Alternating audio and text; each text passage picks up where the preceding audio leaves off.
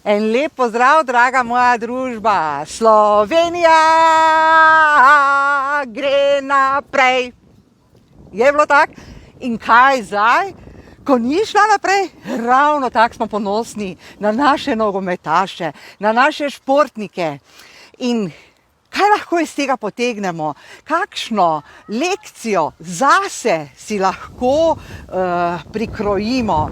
Namreč, poglejte, vsi smo bili z našimi nogometaši, naredili so svetovno senzacijo, Ronaldo se je jokal, pa ne da mu to želim, ampak poglejte, taki mali narod, pa kaj vse je napravil z temi svojimi športnimi dosežki, ne samo nogometaši, ampak zdaj bomo govorili o njih. Ne?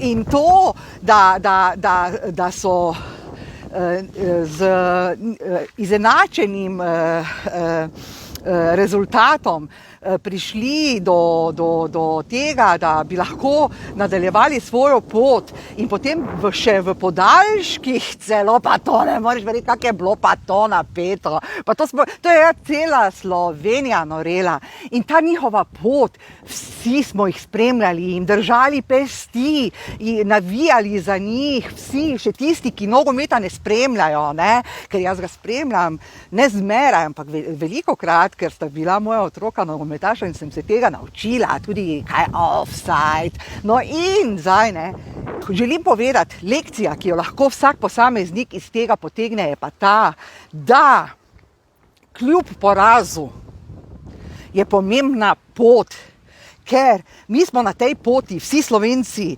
uživali. Veliko Slovencev se je vozilo v Nemčijo, jih je tam podpiralo, bravo vsem vam.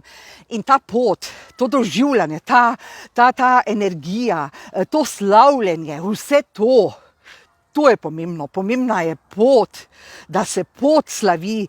Ni treba, da je na koncu rezultat zmaga. Lahko iz poraza napravimo tudi to, da ga osvetlimo, da zasije, tako kot je včeraj ta poraz Slovenije s Portugalsko zasijal v naših srcih.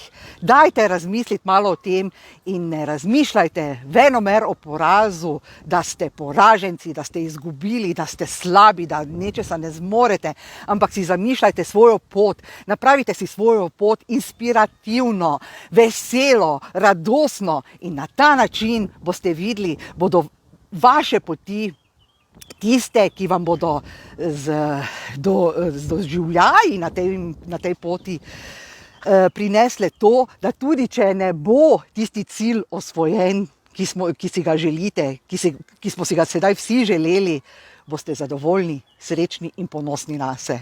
To sem želela povedati. Lep dan še naprej iz prekrasnega Maribora.